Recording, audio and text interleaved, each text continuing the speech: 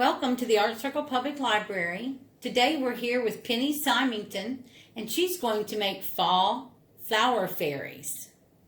Good morning or good afternoon. You will have a kit that has all of these things in it already to make your flower fairy, as well as some printed directions in case you forget what to do. You will need a pair of scissors, a wire cutter, and a glue gun. If you don't have a glue gun, you can use liquid glue, but you're going to have to hold various items until they dry. So the first thing that you're going to do is take your 12-inch pipe cleaner and fold it in half.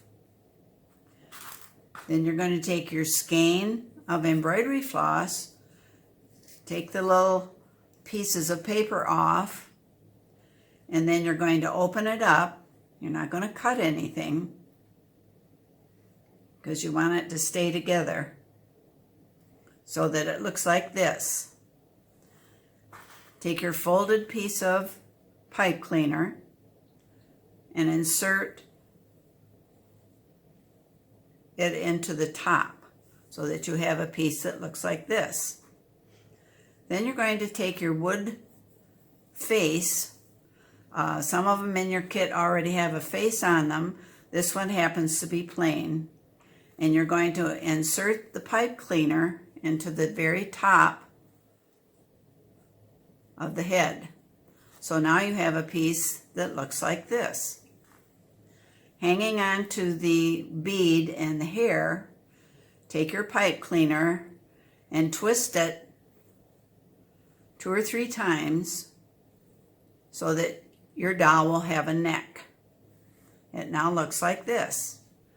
Now, take your 6-inch pipe cleaner, fold that in half, and you're going to wrap it around the pipe cleaner that you already have in the head so that you have arms on each side, and it will look like this. Make sure you put it just below the neck part. Now, hanging on to that, you're going to twist it 2 or 3 times to make the bodice of the doll. So now she has 2 legs, 2 arms, a neck, and a bodice. You have a piece of ribbon in your kit to cover the bodice with. Turn it over to the back using your glue gun. Put just a dot of glue, and this is to anchor your ribbon that will cover the bodice. Be sure you're careful with the glue because it can burn your hands. And you're going to wrap the ribbon around the part that you twisted.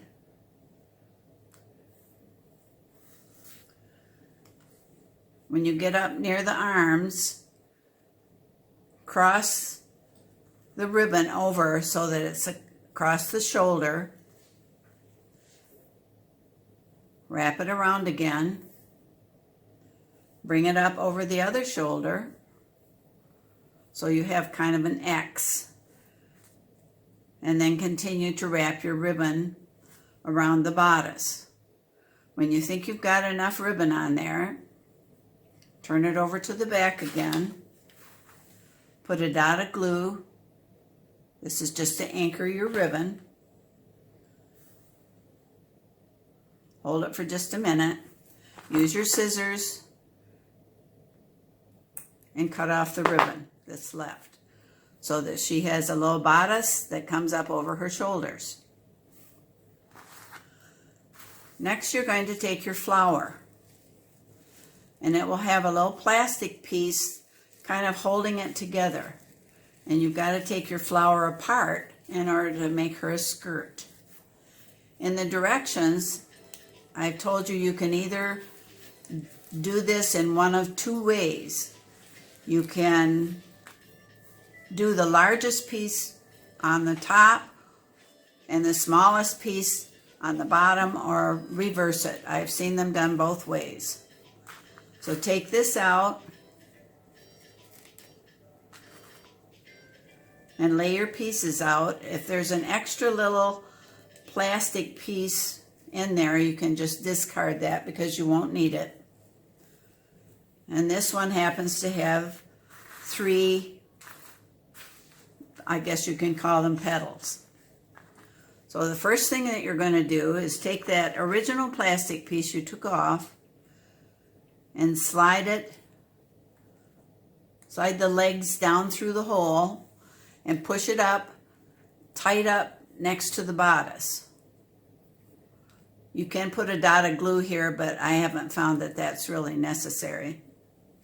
Then I'm going to take the largest petal. It has a hole in the middle, and you just push the legs down through. If, like this one, if the hole is not large enough for you to do that, take your scissors and just cut a little slit in it. You're going to put a little bit of glue on this in the end anyway, so it won't fall off. Turn her upside down and push that petal up as tight as you can. Then you're taking the next size one and you're doing the same thing. Push that up tight. And then take the smallest one. Some flowers will have more than 3 petals.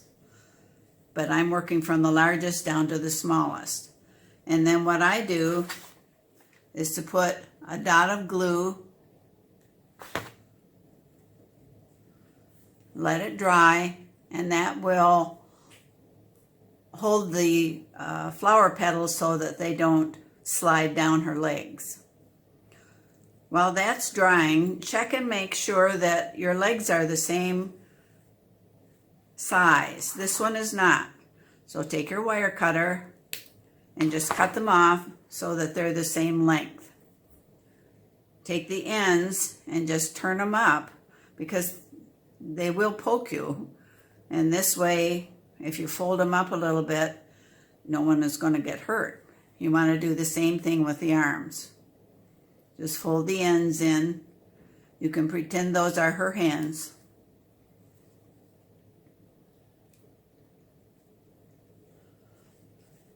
And I usually bend the arms about where I think the elbow would be. And you want to make feet. Just bend them up. And if she's going to sit down, you can kind of bend them so that she will sit easily. Okay, so basically you've got your doll done except for her hair. My suggestion is to put a line of glue across the back and take the other end of the skein and lay it on the glue and then flip the hair back. Let it dry for just a little bit. If you're using a glue gun, the glue tends to dry quickly. Then you get to play with the hair. You can arrange it whatever way suits you. I've seen people braid it. Some people make it into a knot on the back of the head. You can use glue when you have it arranged so that it goes wherever it is that you want it to go. At that point, you can cut the floss, and then you can trim it so that all the hair pieces are the same length. I'm going to give her a hat using an acorn cap, actually. Put glue on the inside of it and then just glue it on top of her head where the hair is. Because this is a blank wood piece, not one with a face on it, you can take a marker and draw in the eyes and the mouth, or you can leave it plain. As you can see from some of these other dolls, this one already has a face on it, and some of your kits will be like that.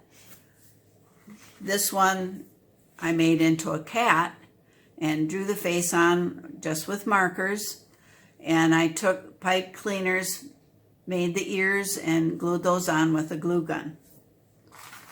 You can make some with a flower for a hat.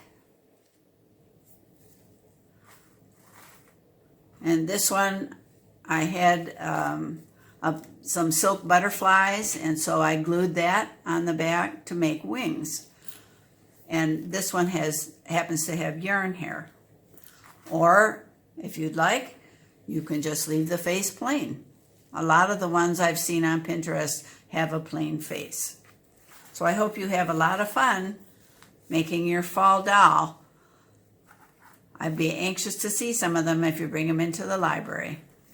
Thank you, Miss Penny. Happy fall.